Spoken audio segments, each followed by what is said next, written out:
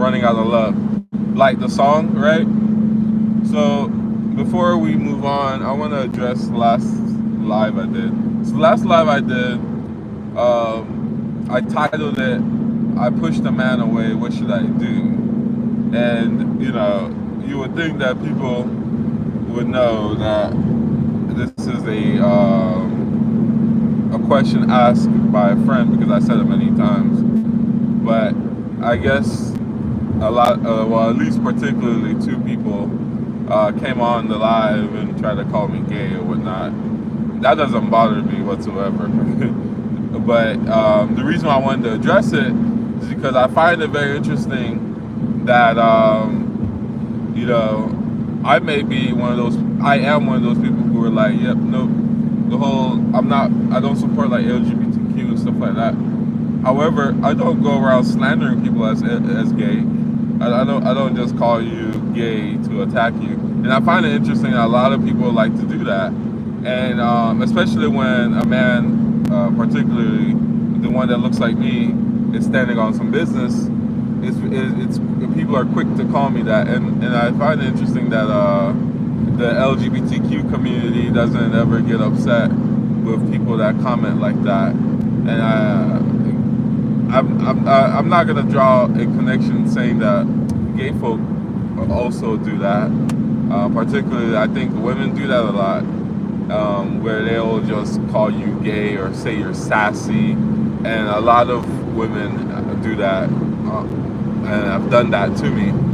Where for example, a girl asked me to take her to Hell's Kitchen. I don't even know this woman. We had just met, and I said, Hell's Kitchen? No, I'm good. And I laughed at her. And so after that, she was like, what the fuck are you laughing at? And I was like, are you gonna pay?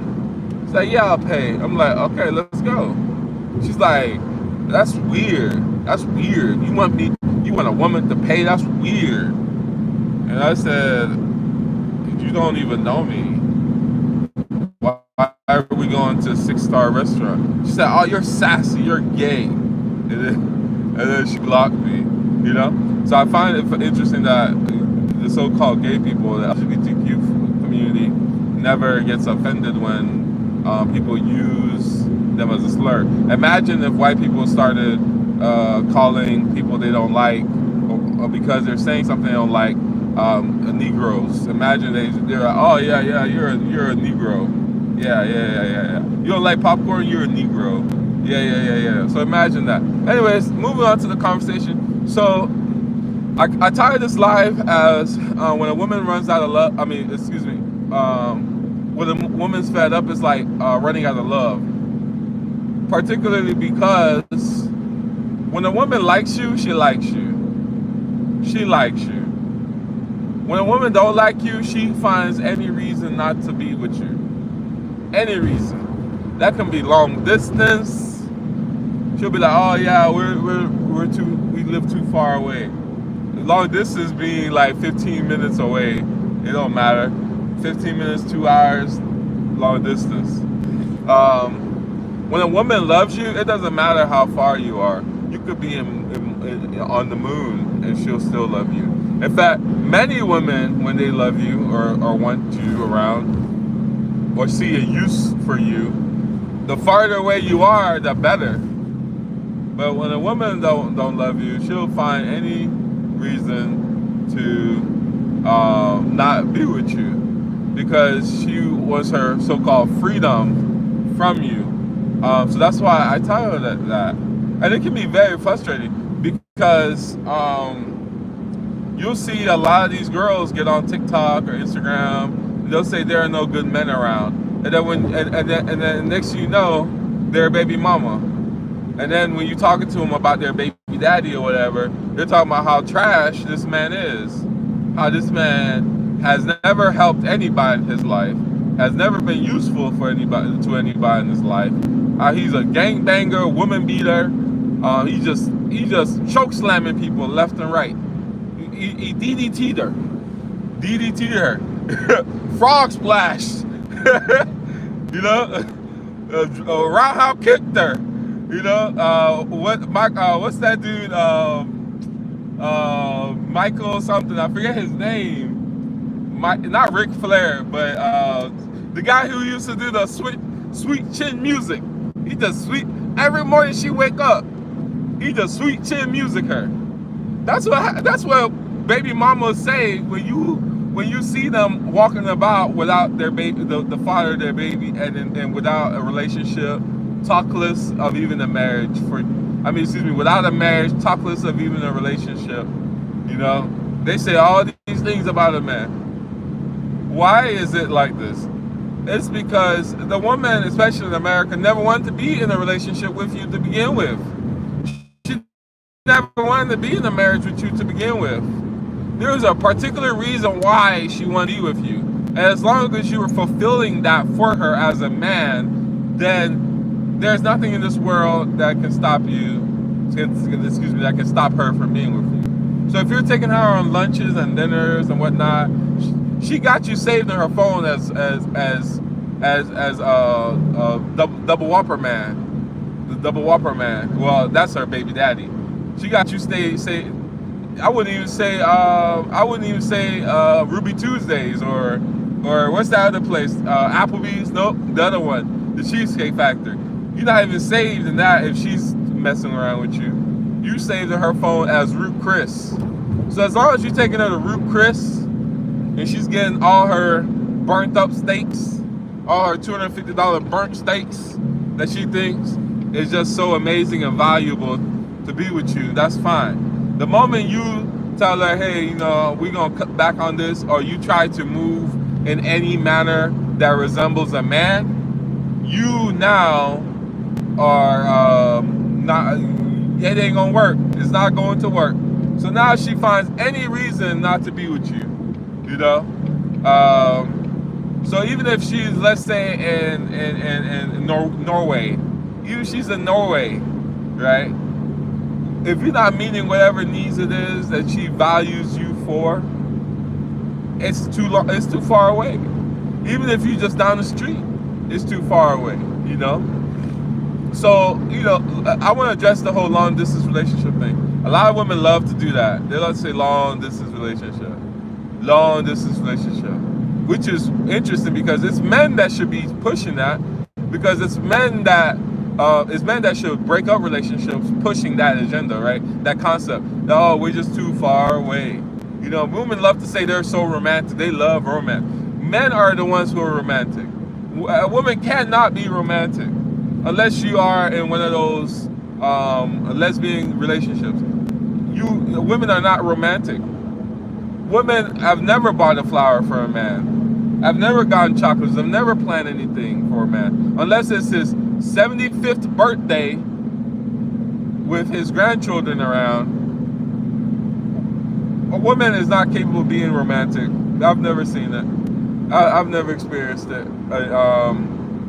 And even if like, I'm not talking about a sweet gesture.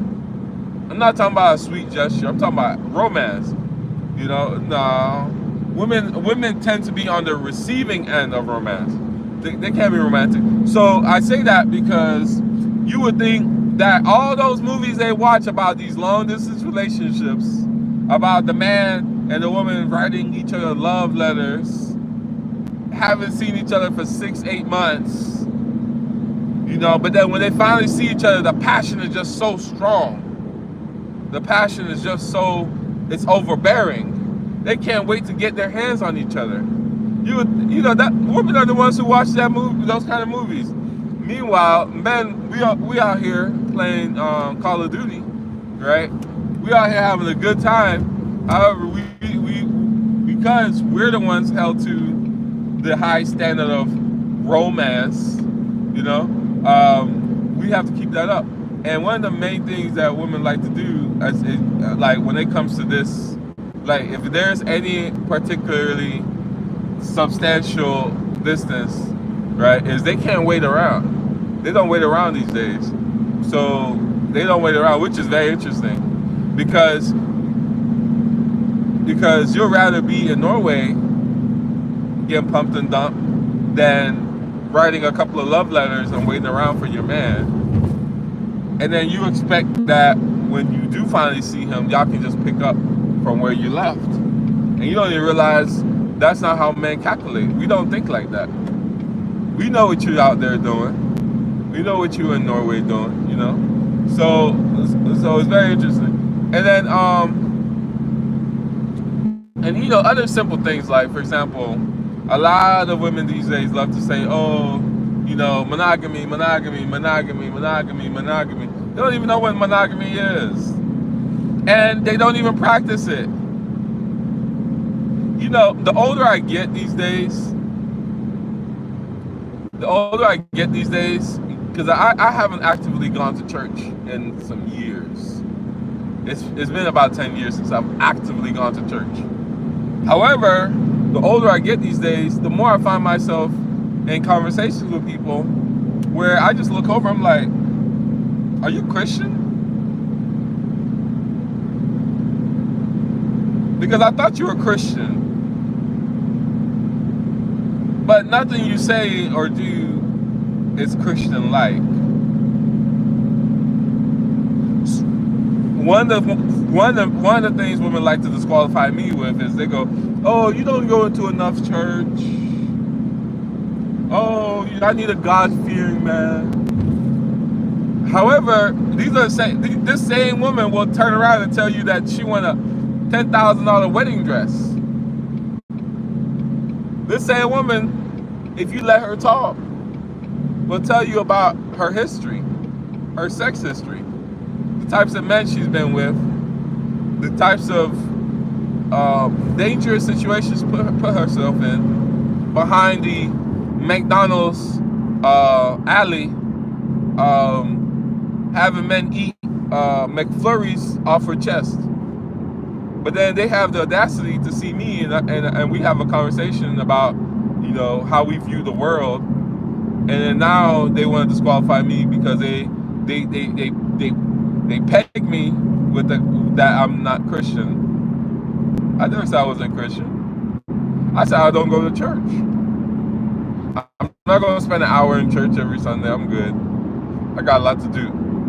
I'm good. You know, I'm fine. And you go to church every week, but I don't see anything godly about you. You tune in for that church wearing your bonnet. And you do it so long that you actually have the audacity to show up to church in the bonnet.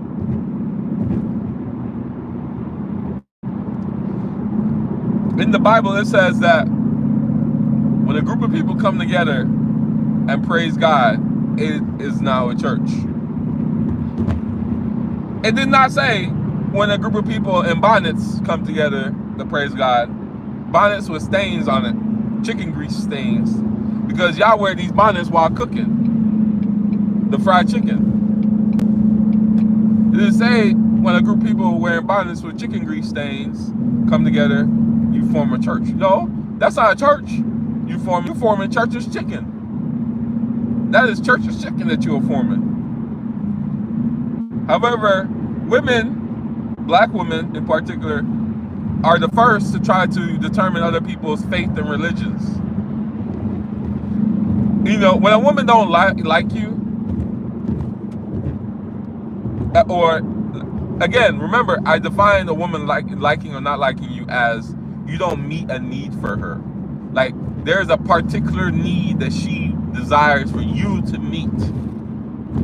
When you don't meet that need, yeah, for sure. Now she's out here writing you. You like, hey, let's make it work. Hey, where you at? I haven't heard from you. Now she's writing you paragraphs about how you're not Christian enough. But you knew I don't go to church. Okay, I don't go to church, or I'm not so-called Christian. Let's talk about it. Let's discuss and see how Christian we are. Oh, now it gets silent. You know? So a man being Christian, not Christian in America, yeah, no, that's not a thing. And I've stepped into the Islamic world, and the women just like how women move in America. The Muslim women move just like the Christian women move in America. They will live in the house of their father and mother. The father and mother will forbid them from just walking around casually and being out past 8 or whatever. But they'll meet you at that library, and y'all might go there. Y'all didn't go there to check out library books. That's all I'll say. You two did not go there to check out library books. I'm not gonna hint at any glossaries. So I'm gonna leave making references to any religious book alone. Y'all didn't go there to read Rapunzel. Rapunzel, let your hair down. Y'all didn't go there to read any of that. You know, and then when you look at their excuses, because I'm tired of talking, when you look at their excuses give you a hint of why they don't like you.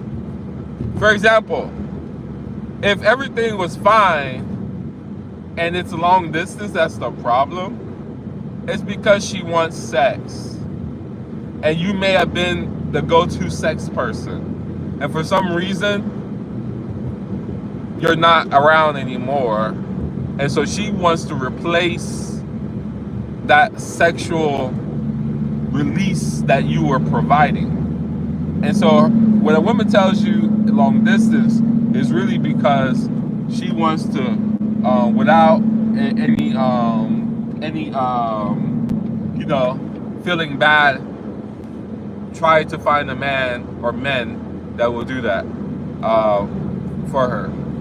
You know, if you and a woman ever get to that kind of conversation of long distance, that's what it is. That's what it is. Because if not for that, she'll be writing you letters. I promise. She will be writing you letters. If a woman tell you something like, "Oh, you're not Christian," or their religion or your belief, it's not that. It's really not that per se. It's really not that. You know, especially if you two have a conversation and you lay out structure and order. It's not that. She just wants to she literally just wants to find any reason. It could, like, literally, if she could, she would say that you don't like to wear socks and lotion your feet. Literally, she could very well say that. You don't like to lotion your feet, you know. So that's not it. Another thing a lot of women today like to say is, "Oh, I believe in monogamy. I believe in monogamy," or whatever. And these women will have a rotation of 3 to 5 men talking about they believe in monogamy.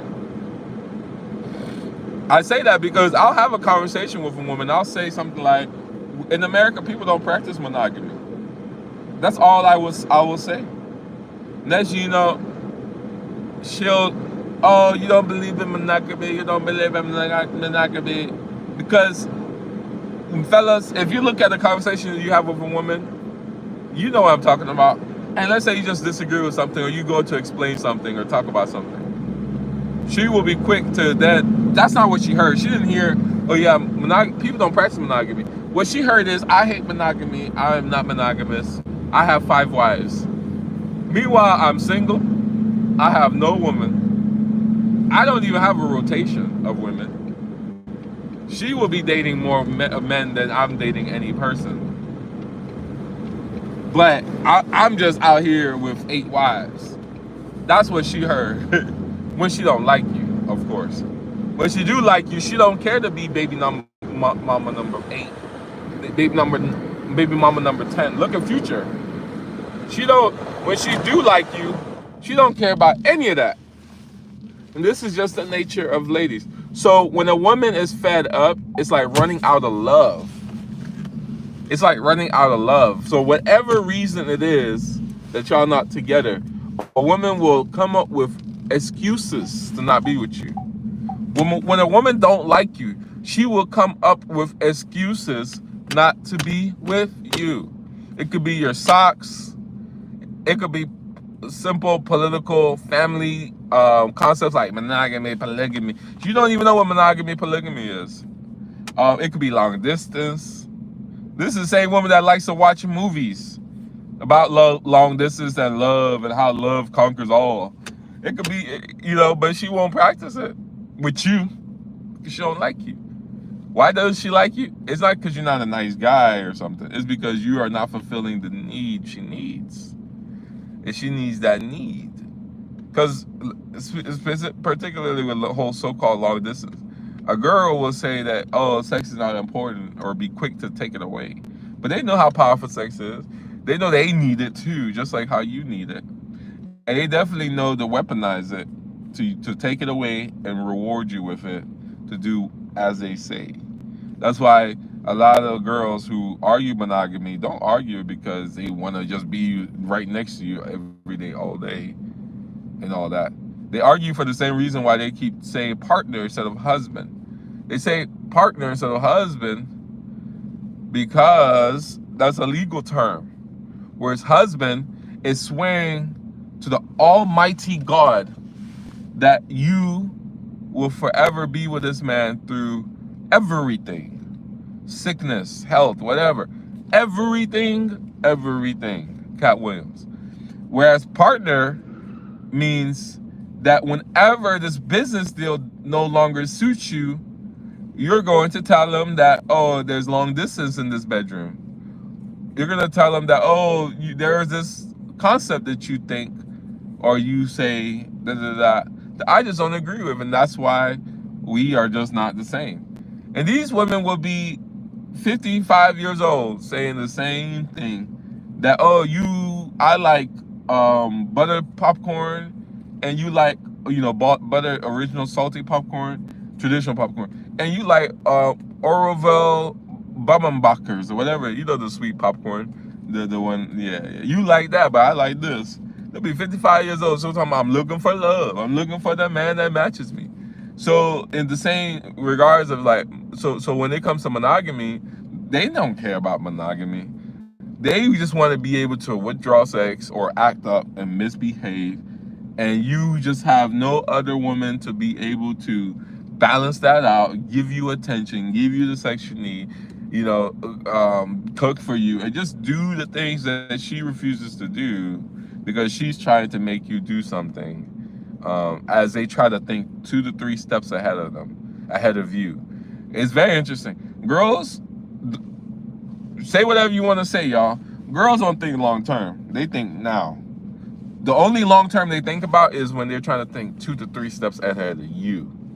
But that doesn't mean they're thinking 15 years down the line. They're just thinking 2 to 3 days ahead of you. That's why they'll be in a relationship, detach emotionally, misbehave and everything, especially if they're a narcissist, and try to make you break up with them. Make your life unbearable, so that you can break up with them. That way they can leave the relationship and be like, oh, he broke up with me. He's a demon. He's the devil. A woman will know she don't want to be around with you, especially when she already got what she wanted from you, which is the baby.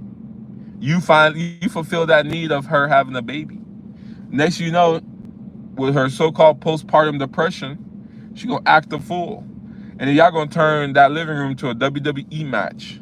And then she'll run around the world from now on, getting piped now, 3 months after she's had this baby, telling random men stories about how you were WWE chokeslamming her. And how that's just not acceptable. But then you ask them, you try to gather some information about the thing, and you find a whole different story about how she was literally on a daily basis talking about you with other people behind y'all back. When a woman does that, that's betrayal. Talking mess about you in front of you, saying stuff like, this is my baby, this is my child, my things. Unless y'all get in an argument, she won't back down. She'll buck up to you like a man and you treat her like a man, then she gets all wide-eyed and surprised. Then she know you're in prison. So this is why these kind of conversations are important. And the reason why I do these lives is not because my channel is a woman's channel, men's channel. This is because I'm 28. These are the things I'm having to maneuver. If you're 28, 30, 35, even 40, and definitely if you're a younger man, this is an opportunity for you guys to congregate together and share notes and figure out this world together. When I was younger, man, all I did was talk about resumes, get resumes together. Tomorrow is a great career fair. Baya, it's out in Baltimore, so you guys come out to Baya. Black men, black women, black people come out to Baya and find your career. But yeah, so when I was young, I talked about resumes, and then when I got a little bit older, I started talking about a lot of history, black history. Now I'm in the realm of looking for relationships, for marriage and stuff like that. So I'll be talking about this in the future. If all that's successful one day, I'll talk about children, you know. And I already talk about a lot of children through the adages and proverbs that I say, because I'm Igbo. But anyways, I hope you guys have a good day. I'm gonna leave. I've wanted to do a lot of these lives, but I get tired, guys. I don't like to talk like this. It's a job. But I appreciate everybody that came onto the live. I saw a few people, a dozen people pop in. I appreciate it. Have a good day. When a woman, when a woman is fed up, it's like falling out of. It's like running out of love. When a woman's fed up, it's like running out of love. I'm gonna say this last thing. See, I love that title and that song because fed up is an emotion. Being fed up is a timestamp. Like, it's a moment. Whenever you're fed up with something or you're tired or something, usually if you eat and go to sleep, wake up, you'll feel a lot different. Like, we all get fed up at work. Fed up don't say I choke slammed you or beat you or killed your mom. I mean, did something to your mama. So what happens is when a woman's fed up and it's like running out of love, she'll find any reason to disqualify you and destroy, because she has to convince herself that you two can't work in this world. That's how she sees it. But what she doesn't realize is she's just convincing herself that y'all can't work right now in order to do whatever she wants to do for 2 to 3 days ahead of time. But she doesn't realize that the decision she made and the way she was thinking did not encompass 40 years from now. So you'll see her again in 10 years. Y'all will run into each other. Now the question is you want her to regret her decisions, you gotta be active physically. You gotta be on your physical, journey. Make sure that you're healthy. Figure out that hair loss. If you're gonna cut it off, put the beard on, cool. Cut it off. Let it go. Stop doing the comb over. Let it go. Do the beard, bald look, and then what else? Save up money, pay off your house. Just be a responsible and good man. And when she comes around again, she's gonna see all that, and she's gonna wish she was one of the 3 women. Because women definitely outnumber men by the millions. There's 2.5 million more black women, particularly in America, than women. And it's like that anywhere. It's like that in Nigeria. I have so many different types of girls reaching out to me from Nigeria. Now that I've opened up to trying to date Muslim women and marry one, I have women from all over the world.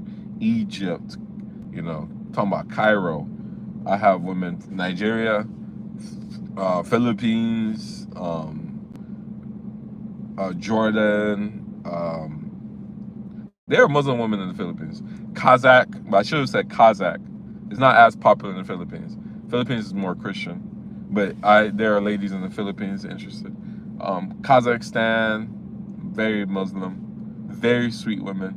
So just opening it up Indonesian, Sudanese people. Like, just opening it up to that is giving me a new perspective in women that I've never seen before. And see how they move and how they operate. And they are definitely nice people. And I would definitely convert into Islam fully in order to get, because a woman doesn't have respect unless she marries a man. A man gives a woman respect. The reason why a woman has respect in this world is because she is covered by a man. This is an Igbo adage. This is an Igbo concept. This is culture. So I will become Muslim to make sure that she is viewed in the community properly as a proper wife to her peers, her father, her mother, everybody. I'm fine with that. I have no issues with any religion, particularly. I have no issues. I just stepped away from the Christian church because I got tired of being a Negro. And I don't know why. I don't really want to go to a Baptist church or whatever and be around 1,000 black folk. But I also don't want to be the only black person surrounded by 1,000 white folk as well. So I just took a step back. By the way, guys, I don't know if you know, but in order to be a Muslim, you have to acknowledge Jesus Christ. I don't know if people know that, but in order to be a good Muslim, you have to acknowledge Jesus Christ. Now, they just don't go all the way to the point of saying that Jesus is God. Some will even say that he died on the cross. I mean, he didn't die on the cross. He was more so resuscitated.